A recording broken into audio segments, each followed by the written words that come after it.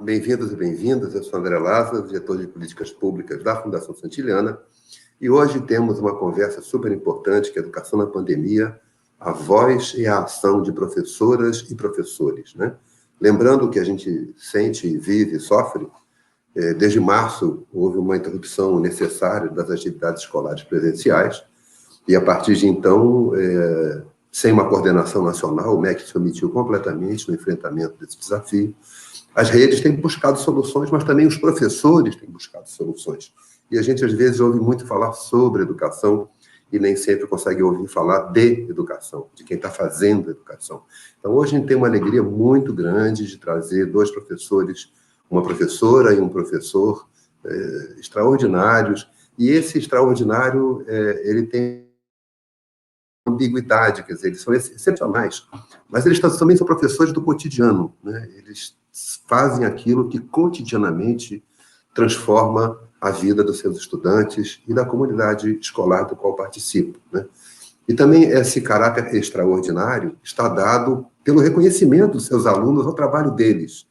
Esse reconhecimento chegou além da sala de aula, além dos muros da escola, além das secretarias, e ambos são dois professores muito premiados. Então, esse tempo de pandemia tem exigido muito dos professores. Eu queria chamar a atenção para um dado importante.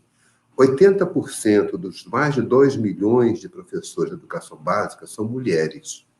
Na cultura brasileira e de outros países, cabe à mulher a responsabilidade pelo funcionamento do mundo doméstico. Quando tudo vira doméstico, as mulheres têm uma sobrecarga. Essas professoras são também mães, são também filhos, são também avós, e têm responsabilidades grandes. Então, há um esforço muito grande imposto a todos os professores e professoras do país para lidar com a pandemia. Então, a gente queria aqui fazer essa homenagem ao esforço dos professores e das professoras para prosseguir na sua tarefa, no seu trabalho e no seu vínculo com seus estudantes. Então, eu queria chamar, e vou ler aqui, primeiro, o Jayce Ferreira. O Jayce Ferreira, ele é um professor formado em Educação Artística, graduado em Educação Artística. Ele ganhou o Prêmio dos Professores do Brasil, melhor do ensino médio, em 2014, 2017. Ele já foi indicado e escolhido como um dos 50 melhores professores do mundo pelo Global Teacher Prize. É uma pessoa que... além de fazer, ele continua fazendo. Então, Jayce, muito bem-vindo, como você está? Tudo bem, prazer estar com vocês, falar de educação, né, principalmente com quem está fazendo educação, eu sempre agradeço esse espaço, que é muito importante. Muito obrigado. E a nossa convidada é a Lília Mello. Lília, por favor, você tem uma história muito bonita, né, professora de uma área bastante difícil de trabalhar, né? Terra firme, assim como o Jayce trabalha na área dos canaviais, numa pequena cidade também, em Pernambuco. Você trabalha em Belém, no bairro Terra Firme, fundou um cineclube. Como cineglobista velho, eu fico feliz de saber que você fundou um cineclube e toca o cineclube, e você é embaixadora da Varkey Foundation 2020, embaixadora do Teach to the Future 2020, finalista também desse prêmio Global Teacher Prize, que é o Nobel da Educação 2020, embaixadora do prêmio Professor Transformador do Beth Educar e vencedora do prêmio de Professores do Brasil 2018.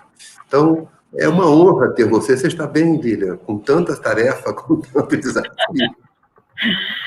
Inicialmente, quando tu apresentas sobre a questão da mulher, eu realmente me sinto bem representada nesse acúmulo de tarefas, porque eu também sou mãe, eu também sou mulher militante dentro da periferia, professora, mas, assim, estou bem, estou bem, sim.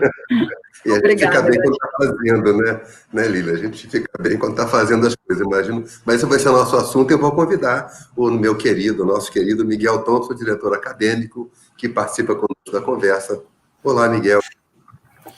Olá, André, olá, Geise, olá, Lília. Eu estou hoje, assim, estourando de felicidade, porque todas as vezes muitas vezes, acho que mais de 90% que a gente vê gente falando de educação, ou é um bilionário, ou é um economista, ou é sei lá o quê, e nunca aparece o professor, né? Uma coisa maluca. Então, hoje é só alegria e orgulho ter vocês três, a Bia, enfim, uma grande alegria estar aqui hoje, André. Muito bom. Então, para quem nos acompanha, por favor, mande seus comentários, suas perguntas. A Beatriz Maia está conosco no backstage acompanhando, lendo. Daqui a pouco ela traz algumas questões. Eu queria primeiro perguntar para a Lília. Lília, conta um pouquinho do seu trabalho. Quer dizer, você foi muito premiada, muito reconhecida aqui, assim como o professor Geis. Conta um pouco que trabalho é esse e depois a gente aprofunda esse período de pandemia e o período pós, quer dizer, como é que a gente enxerga o futuro possível. Então, conta um pouquinho para a gente o seu trabalho, Lília, por favor. Então, o projeto Cineclube TF, ele inicia em 2015, após uma chacina. Então, ele é um projeto de intervenção do extermínio da juventude preta periférica, porque o lugar onde eu trabalho é o mesmo lugar onde a escola está situada, que é o bairro da Terra Firme. Então, eu estou falando de um lugar onde eu moro e onde eu presenciei essas chacinas. Então, após eu ter perdido conhecidos, vizinhos e alunos, eu retornei para a escola com uma missão de fazer algo, de alguma forma, para fazer intervenção dessa iniciativa de exterminar a juventude da periferia. E aí a gente começa linkando com os coletivos culturais do bairro e reconhecendo quais são os jovens que estão diretamente ligados com as produções culturais. E eu fui começando a entender que, estruturalmente, existe uma iniciativa de criminalizar a arte de uma juventude da periferia. Então, o ritmo de música que eles escutam, a poesia que eles fazem, a música que eles gravam, que eles compõem, são músicas marginalizadas, são produções artísticas criminalizadas. E eu passei a usar para dentro da sala de aula essas produções culturais, essas produções artísticas. Isso deu um novo viés, assim, uma nova relação desses meninos com a escola, porque eles perceberam que a escola estava tratando algo que era do interesse deles e delas. E aí, concomitantemente a esse trabalho, eu aprendi a escutar as demandas desses jovens e deixei nas mãos deles. E aí a gente conseguiu inaugurar um cineclube, que é o Cineclube TF, de Terra Firme, após uma campanha de ter levado 400 jovens ao cinema para assistir o filme Pantera Negra. Eles tiveram uma relação muito bacana com esse filme e tiveram um feedback assim, transformador. E aí eles passaram a fazer curtas, metragens, documentários, produzir, a partir do audiovisual, fazer obras em cima da produção artística dele, grupo de dança, fazer clipe, de teatro, fazer alguma chamada. Então, hoje nós temos um circuito cultural que agrega 6 expressões da arte, que é teatro, dança, poesia preta, a música, a dança e o arte visual, com grafite, e o audiovisual. Então, toda essa produção é feita a partir de jovens que coordenam jovens e que levam para a comunidade em telões, em saraus temáticos, a desconstrução dessa imagem marginalizada dessa arte da juventude. E aí a gente faz cinema a céu aberto, a gente faz apresentação de dança, e agora a gente tem um reconhecimento de sermos, nós estamos sendo constantemente chamados por outras escolas, e escolas até privadas, para poder fazer intervenção artística cultural. Então, esses meninos que antes eram alvo de extermínio, depois do projeto passou a ser um sujeito da arte, e uma arte que fomenta sujeitos artísticos, produções artísticas.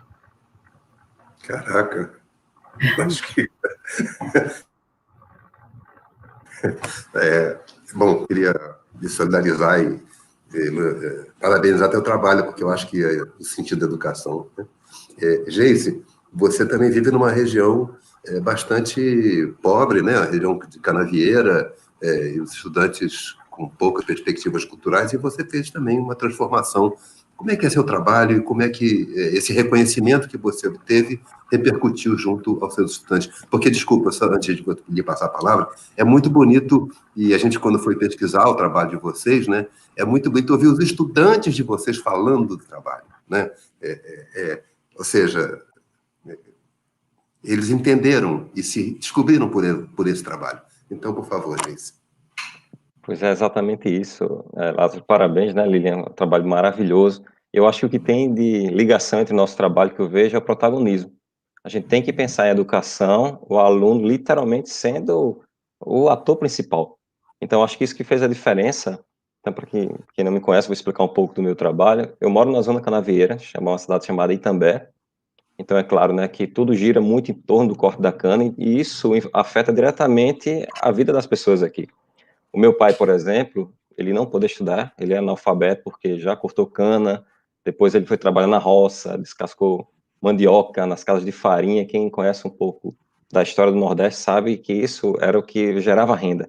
Mas tem um preço muito caro que as pessoas pagam, é um trabalho muito exaustivo, então a maioria dos pais, grande parte da minha geração e alguns dos meus alunos, ainda tem pais que vivem nessas condições, e não é fácil, porque, como eu disse, leva as forças em exauro, quando no final do dia você está muito cansado, e aí te tira da escola, isso tem um impacto muito negativo. E aí, em 2014, eu fiz um trabalho na minha escola, foi assim que eu acho que começou os projetos, como você falou. Eu percebi a minha escola integral, tá bom? Escola de ensino integral aqui em Pernambuco, e num dia desses, assim, um ano de 2014, 2013 para 2014, os meus alunos do ensino médio estavam querendo fazer o Enem e tinha muita dúvida como é que eles marcariam a questão do sociocultural, se eram brancos, pardos, negros, e aquilo me incomodou muito porque não é que eles não sabiam como se marcar, eles tinham vergonha, principalmente da raça negra, de algumas características como cabelo crespo, nariz mais largo, enfim, é aquilo um absurdo. Então, os alunos não se gostarem por conta de algumas características físicas me incomodou bastante. Então, sugeri com os meninos, ouvindo os alunos essas angústias, fizemos um levantamento na escola, descobrimos, né, uma porcentagem muito grande de negros que não se afirmavam, ou de outras minorias, como indígenas, e aí a gente fez um trabalho de resgate dessa autoestima, com um trabalho de fotografia. Por ser uma escola pública, sem recursos, a gente foi para a comunidade, que eu acho que isso é fundamental. Chamamos fotógrafo da comunidade, maquiadora da comunidade, os próprios pais vinham até a escola, nos ajudavam a literalmente criar esse novo aluno, por exemplo, alunos que tenham características de um negro africano, a gente fotografava. Então, descobrimos 20 etnias, 20 raças bem distintas na nossa escola, e junto com a comunidade, nós viajamos ao entorno, cidades ao redor da nossa escola, que pudessem ter alguma característica de outros países, então os meninos eram fotografados como personagens desses países, e isso fazia ele ter uma autoestima. Então, por exemplo, né, eu sou narigudo porque eu lembro o pessoal do Oriente, o meu cabelo crespo tem essas características porque faz parte de tal país, então eles se orgulhavam do que antes era motivo de bullying. Então a gente teve, principalmente, uma baixa evasão, os alunos permaneceram mais na escola porque se sentiram acolhidos, alunos que utilizavam seus colares de umbanda, né, tiveram a oportunidade de se sentir aceitos na escola. Então, mexer com a autoestima, trabalhar com o humano, tem um reflexo diretamente na aprendizagem. Ele quer estar numa escola que abraça, ele quer estar numa escola que respeita, e aí ganhamos o prêmio como o melhor projeto de ensino médio do Brasil. Em 2017, continuando com essa linha de valorização dos alunos, e principalmente ouvindo o aluno, foi quando surgiu o nosso segundo trabalho, agora muito mais ligado ao audiovisual, que era o projeto Vamos Encurtar Essa História, que a ideia era a gente fazer curtas das histórias que os alunos traziam. E aí é muito importante frisar, Lázaro, o nosso aluno ele vem com uma bagagem riquíssima de conhecimentos da sua comunidade e que muitas vezes a escola não abre espaço para isso. Então, ao ouvir meu aluno entender o que é que ele consumia do audiovisual, então, por exemplo, eu descobri que Harry Potter e Minecraft era o que mais fazia sucesso entre a garotada. E por que a escola não está aberta a isso? A gente só fala muito dos clássicos da literatura brasileira, que são fundamentais, mas parece que o aluno via o mundo da escola e o mundo dele como coisas separadas. E a escola é a vida, a escola é o mundo, não há essa separação. Então, ouvindo esses meninos, a gente fez releituras, assim como Lilian, a minha cidade não tem cinema, conseguimos uma parceria na capital paraibana, João Pessoa, que é mais próximo daqui onde eu vivo. Levamos os alunos 8 horas da manhã, quando o shopping era fechado, para eles terem acesso ao cinema, então a gente só pagava metade do preço. E assim eles vieram encantados, produziram seus roteiros, começaram a fazer suas primeiras filmagens, e uma delas, Harry Potter, O Recomeço, fez um sucesso tremendo, caiu nas redes sociais, o pessoal de Harry Potter mesmo, na página oficial, compartilhou. e acabamos ganhando esse segundo prêmio e a indicação ao Global Teacher Prize, né? Apesar de serem prêmios, eu digo sempre, é um troféu que às vezes fica ali empoeirado, mas é a repercussão que isso marca na vida desses adolescentes, é o nosso ganho, né, Lilian? Eu digo muito isso. Ser professor é incrível, eu sou, assim, apaixonado por educador, porque a transformação que a gente vê na sociedade, quando eu passo, né, saio da minha escola e venho até a minha casa, eu vejo os ônibus, que a gente não tem faculdade aqui na minha cidade, mas aí muitos ex-alunos meus estão indo naquele ônibus para estudar lá na capital, fico olhando, nossa, de alguma forma, o que a gente ensina está reverberando para a nossa comunidade. Muito bom, gente. Poxa, 2 professores desses, eu vou chamar um formador de professores. Miguel, como é que esse saber tão pujante, tão vivo, que Lília e Geice nos trouxeram, como é que a gente leva isso para a formação de professores? Você que é um formador de professores. Eu acho que que é mais ou menos o que a Lilian e o Geise fazem, né? Nós temos que oferecer para as pessoas novas possibilidades da cultura, né? Novas possibilidades da ação. Então, essa escola que é tradicional, que foi muito boa em muitos momentos e que tem o seu valor, ela limita um pouco o professor, né? Vai lá e trabalha as disciplinas, trabalha alguns tipos de didática e solta os professores na sala de aula, que muitas vezes ele se forma na sala de aula a partir da tradição. Se a gente tem sorte de encontrar um professor como a Lilian e como o Geise, a gente sofre uma enorme transformação, porque é uma alegria a gente trazer novas possibilidades educativas. Cinema, teatro, biologia, tudo misturado ao mesmo tempo agora, onde os próprios meninos podem pegar o conhecimento e transformar a partir da resolução de problemas do seu contexto, né? Então, eu acho que a primeira coisa é entender que a escola é alegria, escola é diversidade, e escola permite com que a gente seja mais ser humano, construa uma sociedade melhor. Então, eu acho que tem muito a ver com a possibilidade das formações de professor, além de trazer os elementos formais, começar a trazer os outros elementos da cultura e da sociedade para que o professor possa, junto com o aluno, junto com as famílias, produzir conhecimento. Lília, conta um pouco para a gente, de fato, fez um comentário que me chamou muita atenção, e também o Geise fez esse comentário, que transbordou da escola para a comunidade, quer dizer, as iniciativas, elas transbordaram. Então, eu queria que você comentasse um pouco que tipo de intencionalidade, que tipo de estratégia você acabou usando para que esse transbordamento, né, além da sala de aula, alcançasse e mobilizasse também as pessoas. Eu acho que é um tema que vocês dois são muito inovadores nesse particular, né? De conseguirem que a sala de aula ela seja muito permeável pelo mundo em torno e o mundo em torno fica sensível ao que vocês trazem da sala de aula. Como é que foi isso na sua comunidade do Terra Firme? É porque quando a gente fala de algo que é próprio da realidade deles e delas, né? A gente fala de vida. Então, o projeto ele começa a partir de uma chacina que tira a vida desses jovens. E, assim, uma vida, ela envolve várias outras vidas. Envolve a vida daquela pessoa, dos familiares, dos vizinhos, dos conhecidos, da comunidade, da sociedade como um todo.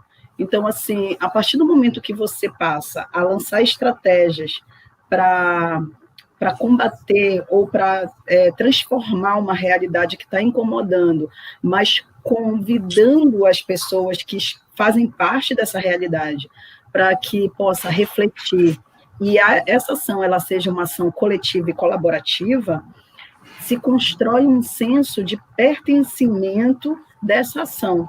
Então, como o Geise acabou de falar, no momento em que eles vão ao cinema, retornam, e tentam montar os seus roteiros, e pede para a maquiadora do bairro, pede para a pessoa que vende a bijuteria ali no bairro. Então, a partir do momento que ele tem um resultado em cima de um produto final, a maquiadora está lá, a pessoa que vende a bijuteria também está lá. E como a gente estava tratando da juventude, que é alvo de extermínio numa comunidade periférica, nós estávamos tratando de uma realidade que é representativa em várias periferias. A gente não estava falando só do bairro da Terra Firme. Então, automaticamente, o bairro vizinho se conectou. o outro, lá do outro lado, também se conecta. E eles, como eles estão falando para eles mesmos, então, ou seja, são histórias protagonizadas por eles mesmos, são histórias contadas por eles mesmos. Então, a partir do momento que eles estão fazendo isso, eles passam a serem reconhecidos, né? E passam também a dizer, mas eu também vivo isso, mas eu também faço isso. Então, não tem como não contagiar, não tem como não envolver, não tem como contaminar de um espírito de transformação, e é uma transformação para o positivo, ou seja, traz muita esperança, porque quando a gente está no momento caótico, quando a gente está no momento, o extermínio é um momento muito doloroso, porque a gente vive um luto, a gente vive perda, igual esse período pandêmico. Mas nesse mesmo momento em que a gente está vivendo uma dor muito grande, quando a gente dá as mãos uns para os outros, e a gente costuma dizer o é nós por nós, a gente passa a perceber a força que o coletivo tem e acreditar nessa mudança, porque ela é real. Quando a gente pensa, por exemplo, nesse período da pandemia, do combate da Covid-19, quem fez a diferença foram os coletivos culturais de bairros, foram os coletivos de bairro, não foi ação específica de governo, fomos nós mesmos, porque quando a gente é de periferia, e eu enfatizo muito a periferia nesse sentido, porque é meu lugar de fala, a gente tem aquele hábito de pedir a xícara com açúcar quando acaba nosso açúcar em casa, a gente fala por cima do muro, por cima do cercado, vizinho, por favor, isso é uma corrente afetiva, isso é uma corrente colaborativa, e a gente tem muito isso na periferia, então foi assim que a gente fez, para sair do muro da escola, para passar para a comunidade, sair da nossa comunidade para as outras comunidades, foi através dessa ação colaborativa que ativou o senso de pertencimento dessa transformação. Poxa, muito bom, Lília. Geise, você comentava há pouco, né, a sua alegria de ver o ônibus, né, levando os alunos já para estudar, quer dizer, quem passou pelo ensino médio, entrou na universidade, e você comentava também do impacto comunitário. Você planejava isso, que você tinha essa visão prévia, ou ela se construiu num processo? Enfim. Sim, esse processo foi no processo mesmo. É interessante, André, porque a nossa formação inicial não nos prepara para isso. Você é preparado na faculdade para ensinar uma turma X, e que parece que essa turma ela é perfeita, está todo mundo no mesmo nível de conhecimento, que os pais ajudam, que eles vêm alimentados, que eles não sofrem violência em casa. Isso é uma grande mentira. E aí, quando eu cheguei naquela sala, vi uma diversidade de pessoas com aprendizagem muito, a maioria com uma defasagem gigantesca, porque vinha de casa mesmo, vinha do berço, vamos dizer assim, e aquilo me incomodou, porque não adiantava educar o aluno, e em casa não havia continuidade. Então, ter essa noção que a comunidade é que educa, como Lília falou muito bem, a gente tem essa proximidade muito com a comunidade, chamar o pai não só para reclamar do aluno, mas pensar em como ele pode ser uma ferramenta de ensino e aprendizagem também, isso é fundamental. Então, essa forma de pensar eu aprendi na sala de aula. Realmente, Lázaro, eu não fui preparado para ensinar dessa forma, então o dia a dia me ensinou que se eu trago a comunidade para dentro da escola, tem muito mais efeito. E é importante, né, como Lília reforçou, a gente tem que parar de achar que a escola é um ambiente, vamos dizer assim, um micromundo separado do mundo. Não é verdade. Faz parte da comunidade. E aí, Lázaro, quando eu comecei a ouvir esses pais, entender qual era o contexto que esse aluno vivia, como é que eles poderiam ajudar, por exemplo, quando a mãe vem maquiar na escola, ela começou a ver realidades que ela não conhecia da escola. Então, fazer esses atrativos para que a comunidade literalmente vá para a escola e, principalmente, participe da escola. Porque uma coisa que eu percebia muito é que os pais só vinham na hora que a gente chamava para resolver algum problema. Então, isso começou a dar um choque aí de realidades, porque o pai não quer ouvir isso para a escola só para ouvir carão, como a gente fala, né? E aí que eu acho que o diferencial, falando da comunidade, que eu acho que é fundamental, a gente ouve muito, Miguel, Lilian, todo mundo que está na educação sabe, mas os pais não vão para a escola. E por que é que a escola não vai até o pai?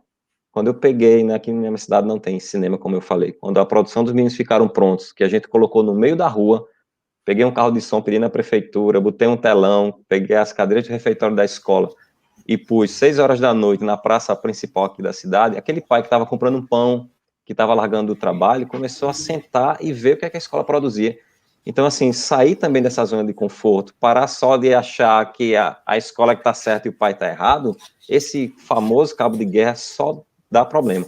A gente tem que entender que é uma corda puxando todo mundo para um caminho, não cada um para um lado. Então, isso é fundamental. Eu também concordo, Lilian, que os conteúdos, principalmente quando eu vou trabalhar arte indígena, eu adoro aquele conceito que, por exemplo, a cerâmica marajoara, a arte é de todo mundo, não foi Lilian, não foi Geise que assinou. Então, eu faço muito que os meus alunos entendam que o que eles produzem é de Itambé, é de Pernambuco, é dessa comunidade, porque isso fortalece. A gente tem que parar de achar que o bom só vem de fora. Então, nos meus projetos, quem é que dá capacitação de leitura? Alguém da minha comunidade. Quem é que vai maquiar? Alguém da comunidade. Nós temos grandes talentos aqui.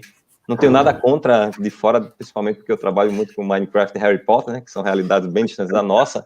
Mas, enfim, valorizar as pessoas que estão fazendo isso muito bem na cidade tem um impacto incrível. Até porque quando um aluno reconhece que Geise é filho de um cortador de cana, que é analfabeto e chegou lá, como eles dizem, é muito mais próximo para ele se espelhar em mim do que em alguém que mora em outra realidade que ele nunca, talvez nem tenha contato.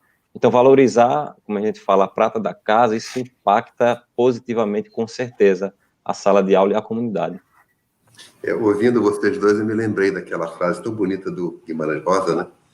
Mestre é quem, de repente, aprende, né? Acho que é bem legal ver que a coragem de vocês ficar exposta a situações complexas e reagirem a elas de maneira construtiva, né? Acho que é uma tarefa educadora.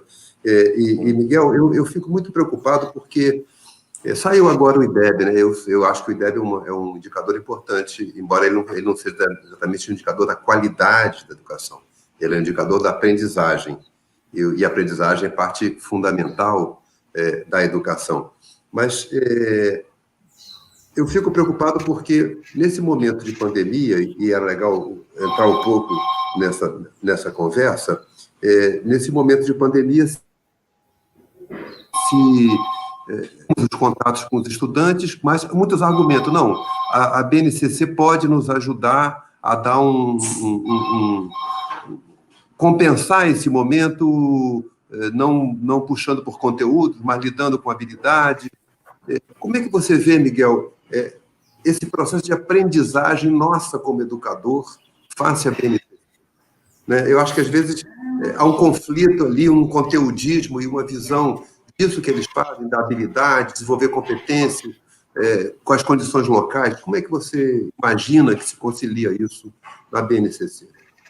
Eu acho que tem sempre algumas negociações, né? Uma reforma educacional comumente vem de cima para baixo. Mesmo que a BNCC a gente tenha aberto uma plataforma para conversação, no final acaba sempre vindo dos técnicos ou dos políticos. Então, a primeira coisa é entender que é necessário chamar os professores, os participantes, para a elaboração dos currículos, né? Nada contra ter técnicos, mas é necessário que a gente traga os professores. A gente está vendo aqui o Paulo Freire, que foi alguém maravilhoso, mas que sempre trabalhou coletivamente, né? Então, a BNCC foi um avanço, mas ela precisa dar tem que melhorar muito, porque acho que tem um aspecto legal da BNCC, que é trabalhar com projetos, que é trabalhar com os alunos, com temas, enfim, com contação de história, só que ela também ficou muito...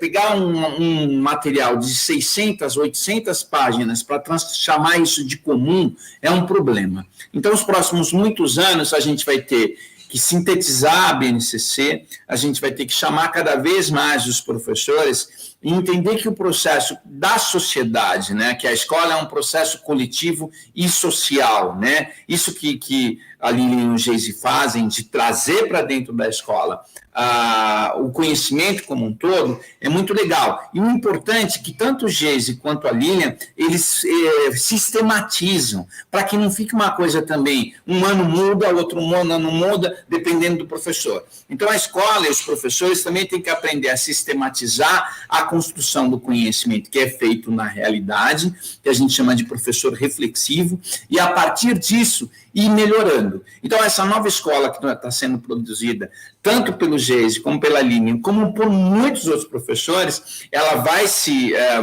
inspirar as novas reformas curriculares, como a BNCC, e vai, aos poucos, eliminando essa escola tradicional. Mas não é ruim ser tradicional, evidentemente, mas tem que trazer uma mistura. Ao mesmo tempo que vem modelos hiper tradicionais, como essa escola militar que está sendo colocada, que não é aquela outra escola militar antiga, que também era rígida, mas era um pouco diferente em termos culturais. Essa escola que está se propondo agora, o mundo conservador, é uma escola disciplinadora, né, e faz com que os alunos não criem, eles simplesmente reproduzam. Então, há uma luta forte entre movimentos curriculares que tentam trazer um protagonismo de todos, professores, alunos, alunos, famílias, e um outro modelo que quer disciplinarizar, que quer fazer com que os estudantes simplesmente respondam. Então, nós temos que estar atentos a essas novas mudanças curriculares para que, de fato, todas essas pessoas se expressem e mostrem seus valores. É muito concreta essa ideia de que o currículo é um terreno de disputa, né? Isso é muito evidente quando você traz o exemplo das escolas cívico-militares, que ao invés de protagonismo, querem a submissão a uma ordem estabelecida, e essa ordem nem sequer é discutida. Eu vou chamar a Bia, porque a Bia está coletando perguntas e comentários. Vocês estão sendo muito elogiados pelos nossos que nos acompanham, porque vocês merecem esses elogios todos. Bia, por favor, o que você pode trazer para nós? Bom dia, pessoal. Realmente os comentários são sempre muito queridos e com muitos elogios para os trabalhos de vocês. Está todo mundo muito animado. E algumas perguntas têm aparecido aqui. Tivemos perguntas do Cledir, que sempre nos acompanha, já lemos perguntas dele aqui antes, o Edmárcio, a Leilane. Eles querem saber um pouco de por onde começa, né? A gente fica com uma impressão, a gente vê um processo já consolidado, já deu certo, vocês estão reconhecidos, e agora que já está tudo bem, mas como começou? A Leilane pergunta quais foram as reações das famílias no primeiro momento, né? Essa aceitação veio de primeira? O Edmárcio pergunta qual foi o principal desafio para dar o pontapé inicial do projeto?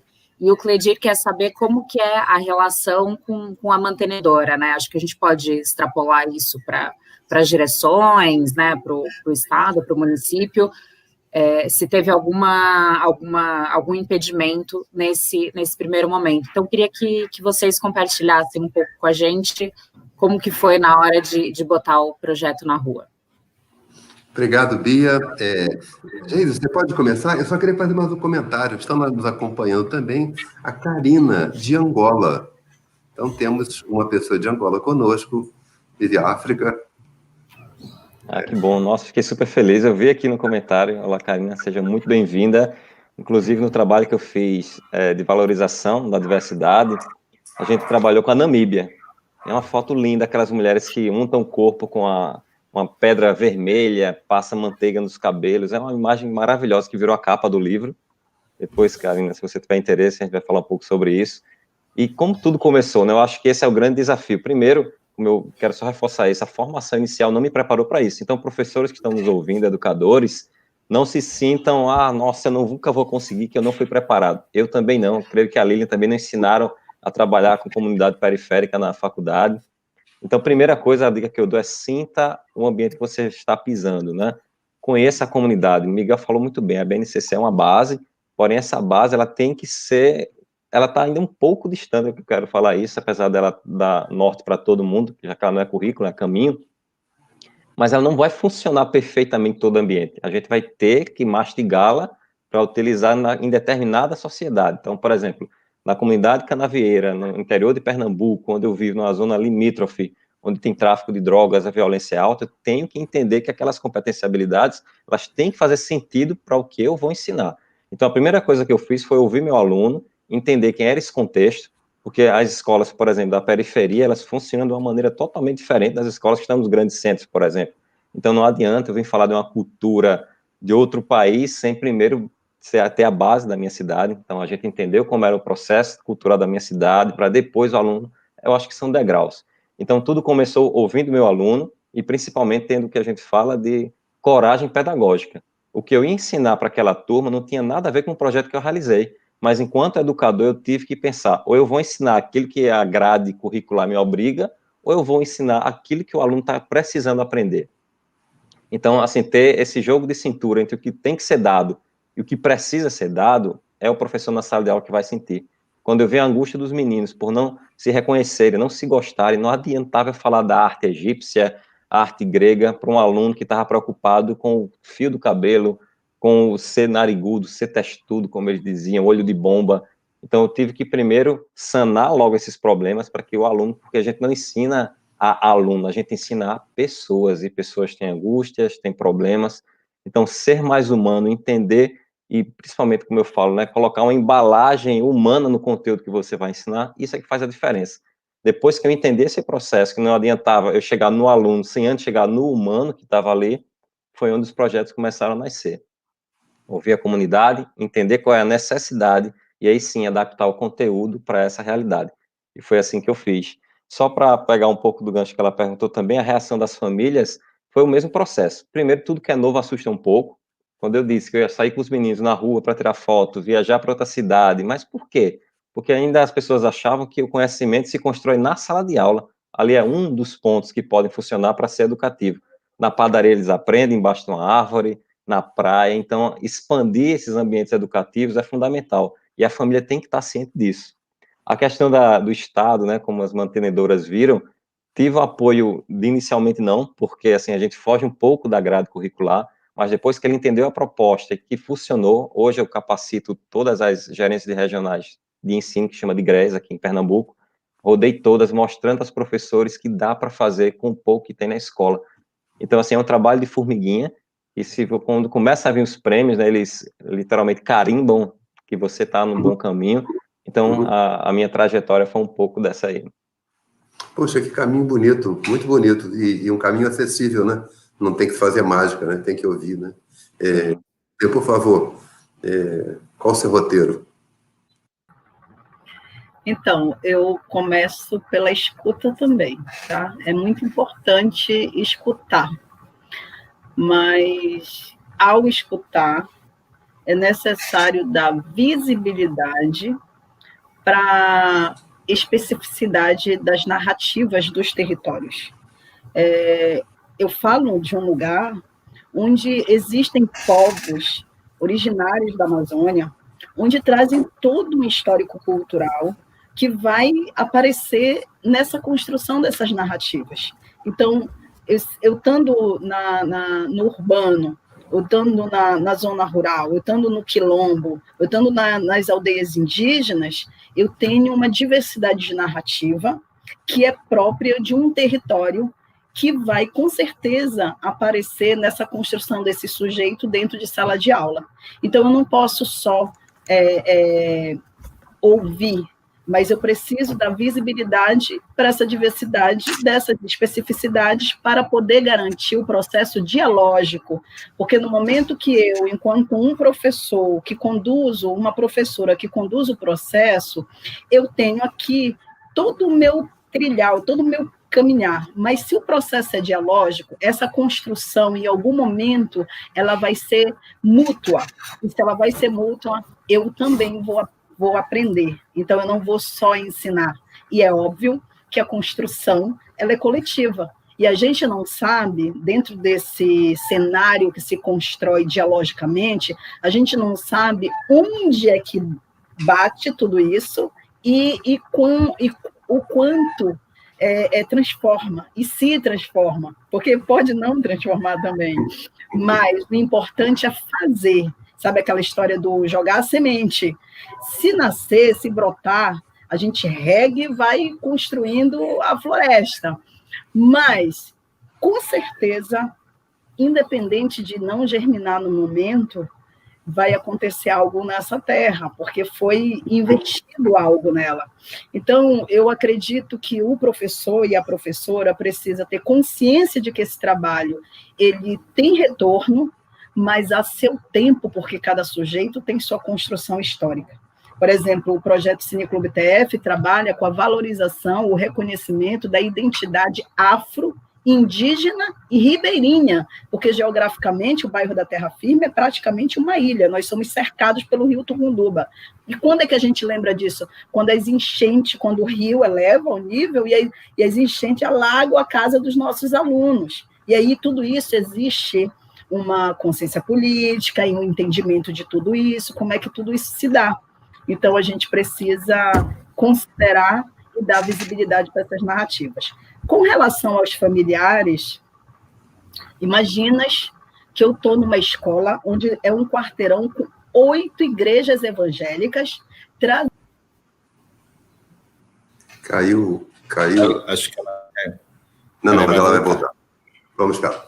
Pode continuar, por favor. Voltei!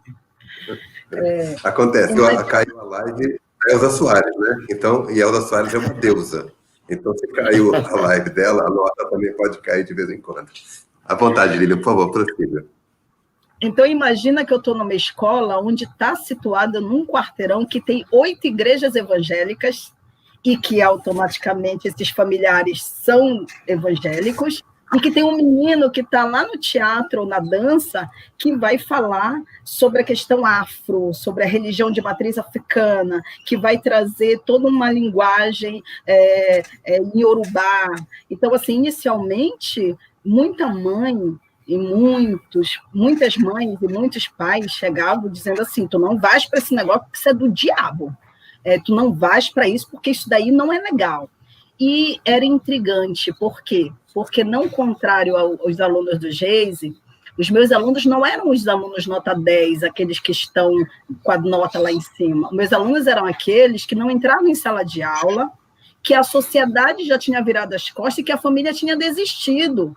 Quem foi que resgatou esse aluno? A arte. Sabe por quê? Porque uma professora de língua portuguesa entrou em sala de aula e não levou Camões e não levou Carlos Drummond de Andrade, levou a letra do funk dele, levou a letra do rap dele. E ele olhou e disse, isso é importante? É importante. Por quê? Porque isso é a tua narrativa, isso é a tua história. Então, ele volta para a sala de aula com a autoridade de um compositor. E isso é muito interessante. Uma outra coisa que é importante frisar é que esse projeto ele não se tornou projeto piloto da escola. Então, ele funcionava no feriado e nos finais de semana. A mãe falava, tu não vai para dia de semana para aula, o que tu vai já para sábado, para a escola? O que está acontecendo nessa escola? O que essa professora tem? O que vocês estão fazendo? Então, eu era muito julgada. E hoje, os pais e as mães que nós temos vestem camisa, vão para a rua, fazem, sabe, verdadeiro transformação, porque eles falam o seguinte, meu filho pode não ter tirado 10 em matemática, mas hoje ele acorda e quer viver. Meu filho pode não ter tirado 10 em língua portuguesa, pode não ter tirado 10 em física e em química, mas ele não está mais na droga. Ele deixou o tráfico, hoje ele canta, hoje ele dança, hoje ele compõe, hoje eu assisto meu filho no YouTube, eu assisto meu filho no palco. Então, isso muda muito, porque essa mãe diz, eu ganhei meu filho, entendeu? E aí, a consequência disso é ganhar a nota depois. E talvez ele nem queira a nota, talvez ele queira outras coisas, talvez ele seja, de fato, um artista nato que não vai lidar com esse conhecimento acadêmico, o conhecimento acadêmico não vai trazer. Agora, imagina o que é uma professora dizer isso. Então, isso é muito sério, isso é muito complicado, e aí a gente tem os nossos conflitos, né, Geise? Com a equipe pedagógica, com a direção, com a Secretaria de Educação, entendeu? Mas as premiações e os títulos, de fato, mudam um pouco isso, quando a gente volta, quando existe um reconhecimento fora. Eu fui até o Canadá levar a história do bairro da Terra Firme. Então, quando eu volto do Canadá, a Secretaria de Educação olha para mim e diz assim, eu quero ouvir teu projeto, entende? Então, a gente está nesse momento agora de convite, porque, como o próprio Miguel disse, a tradição também é importante. Nós só estamos aqui porque alguém construiu lá atrás. Então, esse momento ele precisa ser dialógico e ele precisa ser de paz, ele não precisa ser de guerra. A gente precisa aprender também com a tradição muita coisa, mas é momento de mudança. E a tradição não deu certo, deu até um certo ponto, mas agora a realidade é outra. Então, a gente precisa mudar de fato, né? Eu tenho estudado e constatado uma questão que eu acho que é bem o que vocês estão ajudando a decifrar. Hoje, a maior associação entre aprendizagem é a escolaridade e a renda dos pais. Ou seja, hoje, ainda, a educação é uma herança de classe. Como é que ela vira um direito de todos? Eu acho que vocês estão nos ensinando a buscar caminhos e a construir caminhos em que a educação deixa de ser uma herança de classe para ser um direito de todos. Herança de classe por quê? É aquilo que o Miguel falava, você só informa o que uma determinada tradição ilumina como válido. E vocês estão trazendo outras tradições que são importantes para outras classes sociais e que a escola bania, porque a escola também se tornou um instrumento de classe. Eu acho interessante essa transformação que vocês estão realizando, né? Fala, Lia, por favor. Com relação ao que tu estás dizendo, só para tu teres uma ideia, a camisa do projeto, a logomarca que está nela, são os meninos que colocam lá, eles, a serigrafia, né? Mas quem costura são mães que estavam desempregadas e que não tinham condições. E agora, no período da pandemia, essas mulheres que tiveram que... Porque 70% da comunidade da periferia trabalha no comércio, né? Então, assim, essas mulheres, elas costuraram as máscaras. Então, a gente tem aqui uma economia criativa e solidária, porque a gente mostra para o menino da periferia que a arte dele pode gerar um produto que traga renda para sua família. O menino que antes estava lá embalando as compras do supermercado, hoje ele está fazendo um videozinho para divulgar a quitanda lá da chamaria, lá da feira, sabe? Porque ela tem um perfil no Instagram, e isso ele está arranjando um troco para ele, e isso é muito importante. Eu queria agora falar um pouco da pandemia. Geise, comenta um pouco para a gente como é que você está trabalhando atualmente, né, nessas circunstâncias. Como é que tem sido o seu cotidiano de professor? Não foi fácil, eu acho que a maioria dos brasileiros, né, quem está na sala de aula remota agora deve ter sentido isso, foi um pouco complexo essa aceitação, primeiro, porque a gente não estava sendo preparado para algo tão rápido, apesar dos meus projetos sempre terem algo tecnológico, trabalhar com mídias tecnológicas, enfim, a quinta competência da BNCC na cultura digital, mas é muito diferente, porque agora eu tenho que passar um conteúdo X de 50 minutos nessa tela e não funciona. E aí eu tive que me adaptar. Não adiantava digitalizar a aula, que eu dava na sala presencial, ela não funciona da mesma maneira, até porque a gente tem que lembrar que o aluno virtual ele é muito diferente do aluno presencial. E isso eu descobri a trancos e barrancos, né? Primeiro, ele está num ambiente que não favorece a aprendizagem, geralmente a minha realidade aqui são casas pequenas, muito numerosas, não tem um ambiente, um horário fixo para que esse aluno possa se concentrar, isso interfere diretamente. Então, o que é que a gente fez, né? Respondendo a tua pergunta diretamente, a escola fez um diagnóstico para entender quem é o aluno virtual. Através do Google Forms, a gente enviou, nós já temos os grupos de WhatsApp de cada turma, para entender qual o melhor horário, qual o melhor canal funcionava, se ele tinha apoio em casa, se tinha rede de internet disponível. Então, depois que a gente fez esse diagnóstico, esse levantamento do aluno virtual, nós nos preparamos com os conteúdos que tem que ser dado para atingir esse aluno. Apesar que eu quero abrir um parêntese aqui, eu acho que não é o período para a gente estar tão conteudista, é um período diferenciado, que requer da gente também uma atitude diferenciada. Mas ao descobrir quem era esse aluno, a gente também descobriu que muitos alunos não tinham nem acesso. E aí o que é que a gente fez? Foi lá para a ficha de inscrição do aluno, ficha de matrícula, pegamos o número do telefone do pai e ligamos, né? Como é que está seu filho? Então, deixar essa, como é que eu poderia dizer, não quebrar esse vínculo foi fundamental. Estamos errando muito, mas estamos aprendendo muito, porque é claro que a gente não tem conexão para todos. E aí, agora já no final da reta, vamos dizer, alguns meses, vai fazer um mês ainda, Pernambuco, o estado que eu trabalho, adotou o Conecta Aí, que é uma parceria com as empresas de telefonia, para que os alunos que não têm acesso à internet tenham. Então, isso ajudou bastante. E aí, só para resumir, o que é que a gente está fazendo? Nós estamos revendo o conteúdo, vendo o que é que funciona de forma remota, tem assuntos que não dá para ser ministrado de forma remota, então a gente está meio que guardando para essa volta, e eu, especificamente, eu estou fazendo a Gamifica Live. O que é isso? Estou gamificando as minhas lives. Então, eu estou utilizando, tá até aqui do meu lado, o jogo Perfil, Imagem e Ação. Eu tento deixar os conteúdos mais dinâmicos e interessantes possíveis, porque para prender a atenção dos nossos alunos nesse formato aqui, primeiro eu tive que entender o que é que eles gostam para planejar as minhas aulas.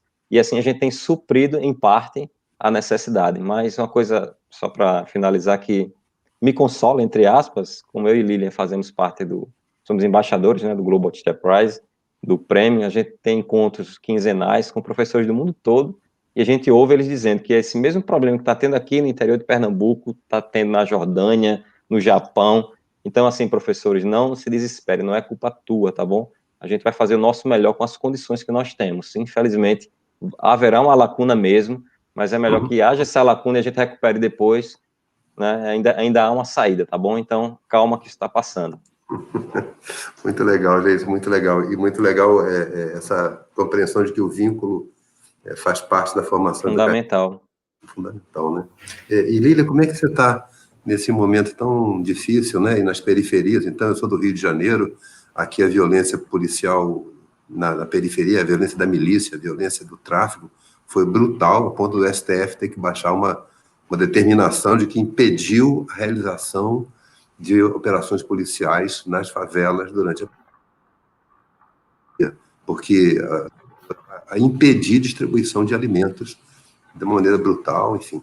Então, a gente fica muito apreensivo aqui, né? E como você falou também aqui no Rio de Janeiro, em São Paulo, o Miguel acompanhou isso, os movimentos comunitários supriram o papel solidário que o Estado não foi capaz de fazer. Então, são realidades, como o Geice falou, não é uma realidade exclusiva de uma região, né? Ela, no Brasil, pelo menos, tem se repetido de maneira muito assustadora. Como é que você tem feito aí na terra firme com seus estudantes, suas comunidades? Então, antes de eu falar como é que a gente tem feito, eu acho importante enfatizar que, além da dificuldade de acesso que a comunidade periférica tem, porque uns têm, outros têm em péssima qualidade, só ver minha conexão aqui, e outros, assim, não tem nada de conexão. Mas, quando a gente começa a ter essa preocupação com a conexão, eu tenho tido o cuidado de lembrar que não é só a conexão, mas é também as condições depois dessa conexão, assim, porque quando a gente pensa nos meninos da periferia, a gente lembra dos casebres, a gente lembra o espaço onde ele está, o ambiente familiar, que muitas vezes não é acolhedor, não é protetor, a violência doméstica, ela foi potencializada, na verdade, todas as mazelas que a gente enfrenta na periferia, num período de pandemia, com o isolamento social, são potencializadas. Então, não adianta, às vezes, o menino estar aqui com acesso, conseguir o acesso, mas bem ali o pai está espancando a mãe, ou então aqui o irmão está alcoolizado. Então, assim, os conflitos são muitos. Então, nós consideramos essa questão do acesso, a dificuldade do acesso, mas trabalhamos com aqueles alunos que tinham acesso, construindo um canal no YouTube, a escola construiu um canal no YouTube, onde os professores estavam ministrando as aulas. Essas aulas, elas eram disponibilizadas fora também, não era só online, elas poderiam ser acessadas depois, mas a Secretaria de Educação do Estado trabalhou muito com a TV, então as aulas também, elas estavam passando pela televisão, e também o WhatsApp, ele foi muito usado nesse contato com os alunos, porque foram feitos grupos. E mais o material impresso também, que era deixado lá na escola para quem quisesse e pudesse ir buscar. Eu estou numa condição atual de licença por um acidente. Eu perdi o movimento da mão em plena pandemia, assim, uma semana antes da pandemia. Perdi o movimento da mão. E eu estou numa luta terrível. Mas, assim, e ninguém sabe, na verdade.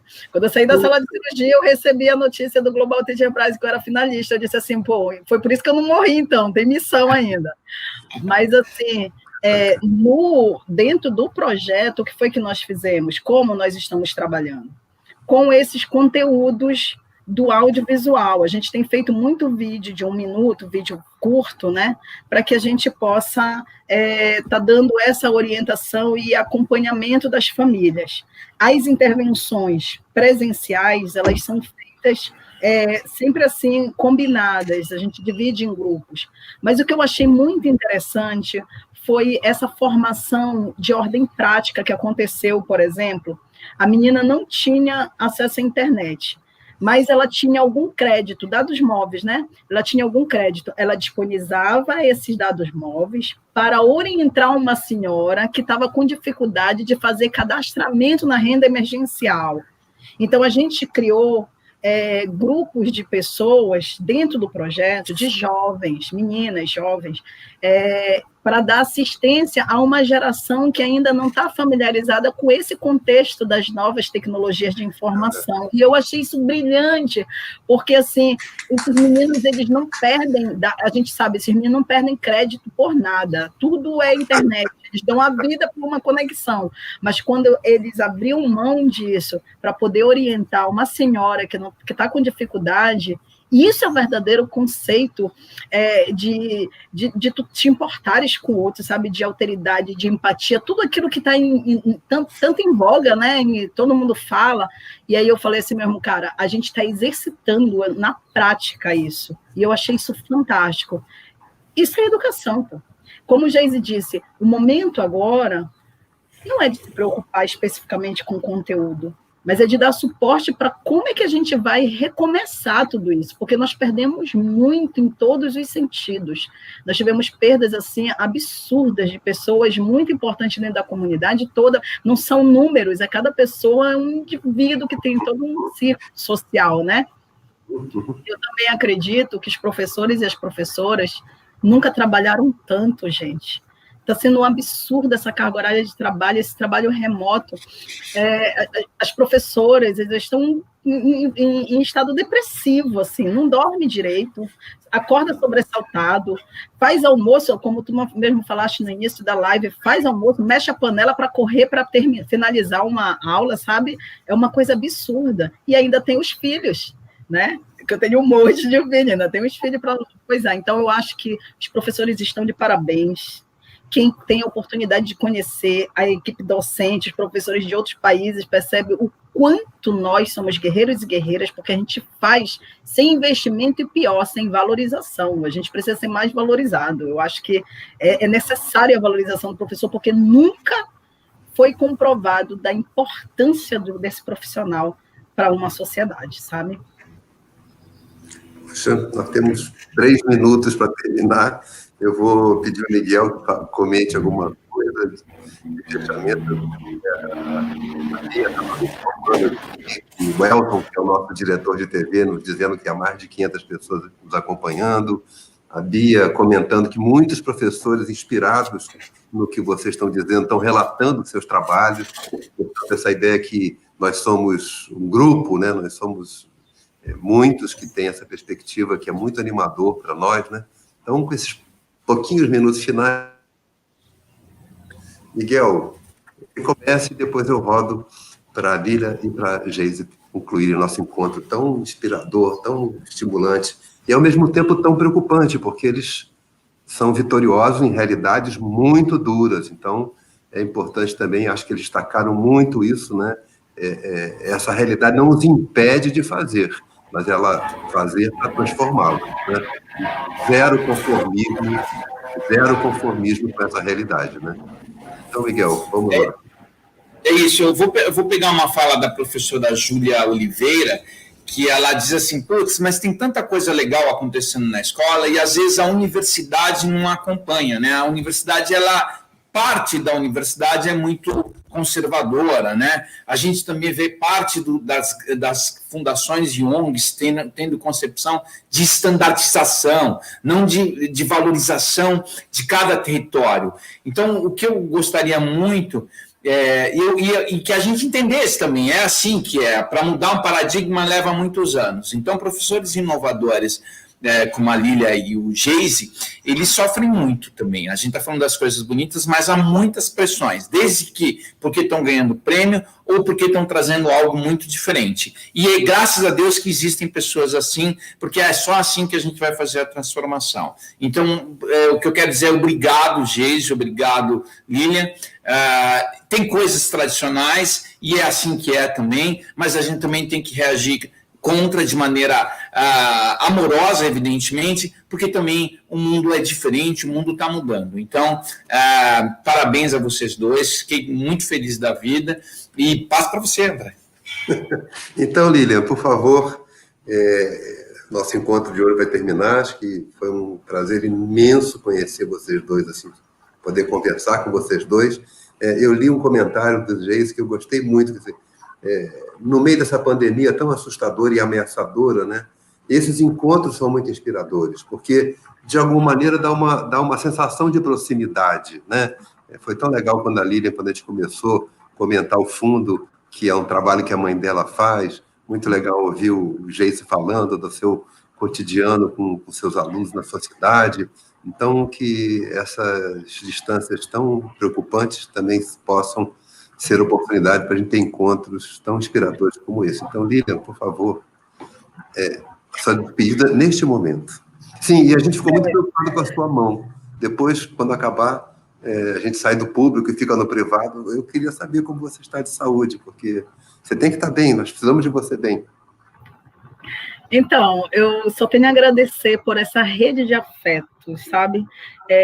Quando a gente sente essa proximidade, é porque a gente realmente precisa muito, né, dessa conexão de pessoas que se importam e pessoas que fazem ao se importar. E eu tenho visto o trabalho como o Geis, ele sabe, eu sou fã, muito fã, eu aprendo muito com ele, todas as vezes que estamos presentes assim, em algum lugar, em algum evento, eu aprendo muito com ele, porque essas narrativas, essas histórias, elas representam muitas outras pessoas, então tem muita gente aqui comigo, né? Eu não estou só, existem muitas mulheres comigo, mulheres inclusive que se anularam para eu estar aqui, então eu só tenho que agradecer e dizer, mais uma vez, que é momento de estarmos juntos, e essa força coletiva, ela de fato é transformadora, e ela é real, e ela é verdadeira, e ela dá certo. Então, a gente está no caminho certo, viu? Agradecer a presença de vocês, o aprendizado desse contato maravilhoso, e gostaria que vocês vibrassem por essa final, porque pela primeira vez existe uma mulher amazônica disputando o Nobel da Educação, então a gente precisa vibrar. Obrigada. Obrigado, querido. Geise, por favor. Eu sei que é um prazer, Lilian, eu estou torcendo para que essa mão fique logo boa, que eu quero que você segurando aquele troféu lindo, que eu tive a oportunidade de ver tocar lá, mas não veio para o Brasil ainda, estou na torcida. Então, muito obrigado pelo espaço. Eu queria só reforçar o papel do educador brasileiro. Vocês fazem um trabalho maravilhoso, então esqueçam tudo que estão falando aí, que você é doutrinador, que você é sofressor. Abandonem esse lado, gente. Vocês são grandes guerreiros. Eu não falo super-herói porque é sobre-humano, mas o que vocês estão fazendo, tomando conta de casa. Acabei de deixar meu filho ali, já resolvi isso e aquilo. Enfim, vocês não deixaram a peteca cair. Então, assim, vocês não devem em nada de qualidade. É claro que a gente está fazendo o nosso melhor com o que nos deram. Então, eu gosto muito de reforçar isso, porque a educação só acontece se o professor acredita que é capaz. Então, os teus alunos, eles só têm você como exemplo. Vamos lá, não esmoreça agora, tá bom, gente? Eles precisam muito desse teu apoio. E além, como a Lilian falou, ao invés de a gente focar no conteudismo, eu quero reforçar isso. Foque nas relações. Se a gente não deixar que esse aluno evada nesse período, possivelmente a gente terá ele na volta. Então, assim, segure aí e principalmente pense, né, que isso tudo vai passar e essa segurança a gente tem que passar para os nossos alunos. No mais, eu queria deixar um grande abraço e falar para quem está me ouvindo que dia 15, agora, dia do professor, eu estou lançando o meu livro, que foi o De Etnias do Mundo. Como é que a gente valoriza essa diversidade em sala de aula? Eu dou alguns passos de como você criar um projeto exitoso, que eu vi que foram muitas perguntas, como é que faz, né? Então, eu aprendi com as pedras, mas lá está bem simplificado, e é de professor para professor. Dicas de leitura de livro, como trazer a comunidade. Então, acompanha lá dia 15, às 6 horas da noite, pelo Instagram, quem vai apresentar é o Marcelo Tais, um colega, assim, tem um carinho muito grande. E, no mais, quero deixar o meu muito obrigado pelo espaço, e é isso, gente. Quem tem que falar de educação é professor. Mais uma vez, obrigado mesmo por essa oportunidade. Muito obrigado a vocês, e queria lembrar que na site da Fundação Santiliana, nós temos uma bela biblioteca sobre educação, disponível para download gratuito, com muitos materiais ricos, feito também por professores, então está disponível para todo mundo, e as nossas lives ficam ali na fundaçãosantiliana.org.br. Muito obrigado a quem nos acompanhou, muito obrigado, Lilian, Geise. Miguel, uma alegria ter você sempre conosco.